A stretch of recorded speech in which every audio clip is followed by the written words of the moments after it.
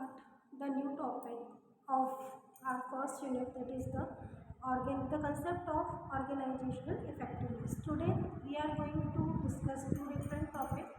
First is about the approaches of organization effectiveness. Okay, so mainly here we can say that the approaches which is too much important for the effectiveness of the organization.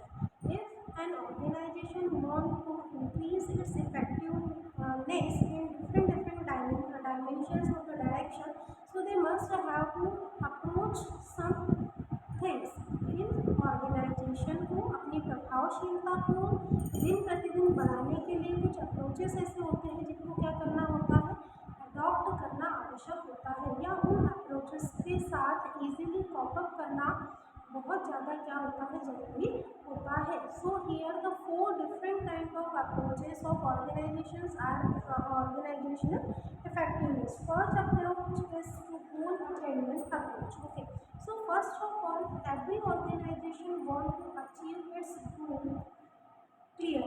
ठीक है, जो भी organisation के गोल है, जो भी संगठन के गोल है, किसी संस्था के जो गोल्स है, जो लक्ष्य है, उनको क्या करना, प्राप्त करना. अगर कोई भी संगठन, कोई भी ऑर्गेनाइजेशन अगर प्रॉपर तरीके से अपने लक्ष्यों को क्या कर पा रही है, प्राप्त कर पा रही है, दैट मीन्स कि जो उसकी इफेक्टिवनेस है वो क्या है, काफ़ी हद तक सुधरी हुई है, या जिन भी क्षेत्र में संस्था संगठन काम कर रहा है, जितने भी अलग अलग डायमेंशन में काम कर रहा है, वहाँ पर उसकी इफेक्टिवनेस क्या है, प्रॉपर इफेक्टिवनेस है, प्रभावशीलता उसकी सही ढंग से उपस्थित है. तो हम जो गोल अटेनमेंट की बात करते हैं, तो पहला ऑर्गेनाइजेशनल इफेक्टिवनेस को बढ़ाने के लिए पहली चीज़ क्या होती है कि भाई कोई भी संगठन अगर पहली बार में अपने गोल को क्या कर पाया है, प्राप्त कर पाया है. गोल प्राप्त करना क्या होता है कि भाई जो भी हमने सोचा था कि इतना प्रॉफिट अर्न करना है, इस तरीके से हमें पैसा कमाना है, अगर वो ऑर्गेनाइजेशन कर लेता है, दैट मीन्स कि क्या कह सकते हैं हम कि लक्ष्य की प्राप्ति हो गई है. लक्ष्य की प्राप्ति हो गई, गोल अटेन हो गया, दैट मीन्स कि इनडायरेक्टली वे में हम कह सकते हैं कि जो ऑर्गेनाइजेशन की इफेक्टिवनेस है वो क्या है, काफ़ी ढंग तक सुधरी हुई है या प्रभावशाली संगठन है. नेक्स्ट है system resource approach. So generally students, it is mostly based on the open system strategy. ठीक है, जब भी अगर सिस्टम जो है ऑर्गेनाइजेशन का, संगठन का, if the every systems are open for everybody, every employee of the organisation, so here we can say that the कि जो सिस्टम है, सिस्टम रिसोर्स जो अप्रोच है, it is open for everyone, कि भाई जिन भी डायरेक्शन में, जिन भी डायमेंशंस में ऑर्गेनाइजेशन को काम करना है, तो every system is open for everybody. सभी के लिए जो सिस्टम्स है वो क्या है, ओपन है. Everyone can come give their views, their ideas for getting the good results for organization. So the system resource approach is also somewhere said about the organizational effectiveness. Next is to strategic constituency approach or meeting stakeholders approach. In every organization, हर संगठन का क्या काम होता है कि if the strategies are, अगर संगठन की रणनीतियाँ अच्छी हैं, तो उतने ही बेहतर तरीके से ऑर्गेनाइजेशन की इफेक्टिवनेस डे बाय डे क्या होती जाएगी, सुधरती चली जाएगी. उतनी ही प्रभावशाली ढंग से ऑर्गेनाइजेशन क्या करेगी, काम करेगी. तो स्ट्रेटेजिक ऑर्गेनाइजेशन का होने का यही तात्पर्य है यहाँ पर कि जो भी मान लो आप एडवर्टाइजिंग रिलेटेड स्ट्रेटेजी को अडॉप्ट करते हैं, या फिर आप कस्टमर ओरिएंटेड कोई स्ट्रेटेजी को बनाते हैं कि भाई we want to give the discounts to our first 100 customer, या कोई कूपन स्कीम आपने रखी हुई है, या वॉटएवर, जिस भी तरीके का आप जो भी स्कीम अपने कस्टमर्स को साथ देना चाहते हैं, इन फॉर्म ऑफ स्ट्रेटेजी, इससे क्या होता है कि जनरली जो कस्टमर है उनको क्या कर सकते हैं, अपनी तरफ आकर्षित कर सकते हैं. तो उन स्ट्रेटेजीज के माध्यम से आप आपके ऑर्गेनाइजेशन की इफेक्टिवनेस को क्या करा सकते हैं, बढ़ा सकते हैं. So this approach is also too much important for the organisational effectiveness point of view. Last is the behaviour approach. Behaviour is the most important thing in every direction of the organization, because the behavior of the employee is, or the employer, same जो employer के behaviour जो है वो organisation की सफलता के लिए बहुत हद तक क्या होते हैं, महत्वपूर्ण होते हैं।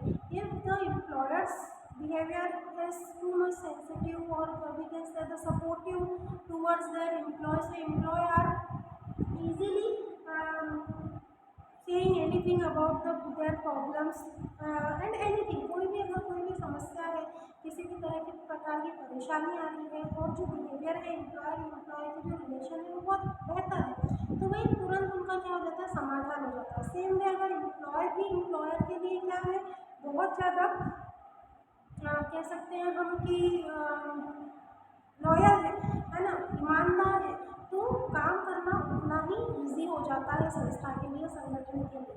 तो बिहेवियर अप्रोच जिस तरह से आवश्यक है ऑर्गेनाइजेशन की इफेक्टिवनेस के लिए, उसी तरीके से ये जो 3 अप्रोच हमने पढ़े हैं ये भी ऑर्गेनाइजेशनल इफेक्टिवनेस के लिए काफ़ी ढंग तक, काफ़ी हद तक क्या होते हैं, महत्वपूर्ण होते हैं। अगर ऑर्गेनाइजेशन इन इफेक्टिवनेस को क्या करती है, अपनी तरफ अडॉप्ट करती है, तो day by day definitely organisation का जो इफेक्टिवनेस है वो क्या होता है, ऑर्गेनाइजेशन की जो प्रभावशीलता है वो क्या हो जाती है, बढ़ जाती है।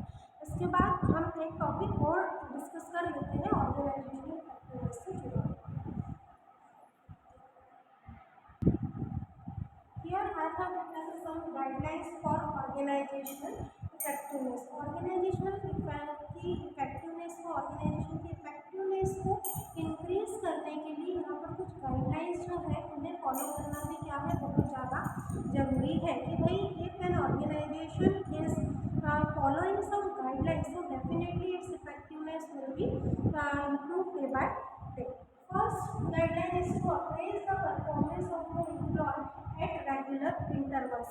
जो भी आपके यहाँ एम्प्लॉय है, जो भी वर्कर्स आपके यहाँ काम कर रहे हैं, उनकी परफॉर्मेंस को क्या करना, अप्रेज करना या उसका मूल्यांकन करना हर एक रेगुलर इंटरवल के बाद। वो रेगुलर इंटरवल संगठन के ऊपर, ऑर्गेनाइजेशन के ऊपर डिपेंड करता है कि उन्हें मंथली अप्रेजल करना है या उन्हें क्वार्टरली अप्रेजल करना है, but definitely they have to appraise the performance of an employee. कि भाई जो भी लोग हमारे यहाँ काम कर रहे हैं उनकी परफॉर्मेंस को, उनकी एक्चुअल परफॉर्मेंस को क्या करना, अप्रेज करना, उसका मूल्यांकन करना कि भाई किस एम्प्लॉय की जो परफॉर्मेंस है वो कितनी सुधरी है, अगर या किसमें सुधार की आवश्यकता है, या कौन एम्प्लॉय ढंग से काम नहीं कर रहा है, जिसकी परफॉर्मेंस पुअर है, तो जिसकी परफॉर्मेंस सबसे अच्छी है, जिसकी में इम्प्रूवमेंट की ज़रूरत है और जिसकी परफॉर्मेंस अच्छी नहीं है, इन तरह के एम्प्लॉयज़ की परफॉर्मेंस को अप्रेस करना एक रेगुलर इंटरवल के बाद क्या होता है, बहुत ज़रूरी होता है। इफ डेफिनेटली कि भाई हर एम्प्लॉय है अपनी क्षमता के अनुसार, अपनी कैपेसिटी, अपने हर टैलेंट के साथ प्रॉपरली काम करता है, but somehow because as we all are human being, अगर कोई कहीं लैग कर जाता है, कहीं कोई कमी रह जाती है, तो उसको सुधारा जा सकता है। लेकिन कब, जब वो स्थिति आपके सामने हो, या जो भी पर्सन जो है वो अप्रेस कर रहा है, मूल्यांकन कर रहा है, उसके सामने जब स्थिति हो तब वो उसमें सुधार की गुंजाइश रखता है। तो उसी प्रकार से कि अगर एक रेगुलर इंटरवल के बाद क्या हो रहा है, परफॉर्मेंस को अप्रेस किया जा रहा है, उसका मूल्यांकन किया जा रहा है, तो कहीं ना कहीं इनडायरेक्ट वे में ऑर्गेनाइजेशन की इफेक्टिवनेस के लिए काम किया जा रहा है, उसकी प्रभावशीलता को सुधारने के लिए, समझने के लिए क्या किया जा रहा है, काम किया जा रहा है। तो फर्स्ट गाइडलाइन हो गई कि time to time the organisation must have to appraise the performance of the employee at regular intervals. Then second guideline they have to adopt, cope up with the environment, it may be the internal environment and the external environment. Organization का जो भी आंतरिक वातावरण है, जो भी बाहरी वातावरण है, उसके साथ क्या करना, cope up करना। कि भाई इंटरनली अगर कोई प्रॉब्लम चल रही है एम्प्लॉयज़ के बीच में, सप्लायर के बीच में या कस्टमर को लेकर, और एक्सटर्नल तौर पर अगर हम देखें, एक्सटर्नल इन्वायरमेंट की हम बात करें तो सोशल, इकोनॉमिकल या हम बात कर सकते हैं इंटरनेशनल, जो भी तरीके की इन्वायरमेंट है और जो बिजनेस को, ऑर्गेनाइजेशन को क्या करते हैं, अफेक्ट करते हैं। फर्स्ट सेमेस्टर में हमने पढ़ा था, अगर आपको याद हो तो, है ना, micro environment, macro environment of the organisation. तो उसी तरीके से ये जो इंटरनल और एक्सटर्नल इन्वायरमेंट है, ये कहीं ना कहीं से ऑर्गेनाइजेशन की इफेक्टिवनेस को सुधारने के लिए बहुत हद तक क्या होता है, रिस्पॉन्सिबल होता है। Because that an organisation is cope up is well doing to cope up with the internal as well as the external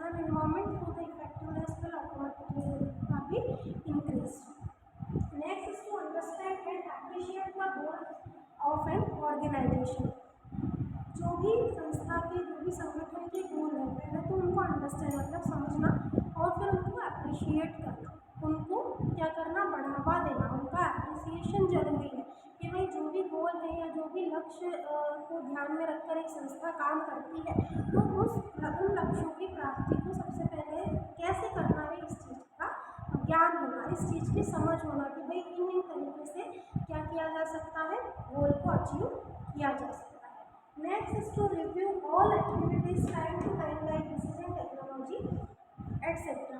जितनी भी एक्टिविटीज़ ऑर्गेनाइजेशन में डे बाय डे क्या की जाती है, कंडक्ट की जाती है, उनका रिव्यू रखना, उनका टाइम टू टाइम फीडबैक लेना भी उतना ही महत्वपूर्ण होता है। जैसे हमने प्लानिंग में पढ़ा था और क्लास में कंट्रोलिंग में पढ़ा था कि भाई प्लानिंग जब की जाती है तो कंट्रोलिंग उसके साथ एसोसिएट होती है। प्लान करके छोड़ दिया और रिजल्ट पर किसी का ध्यान ही नहीं है, जब रिजल्ट आएगा देखेंगे, ऐसा तो नहीं होता।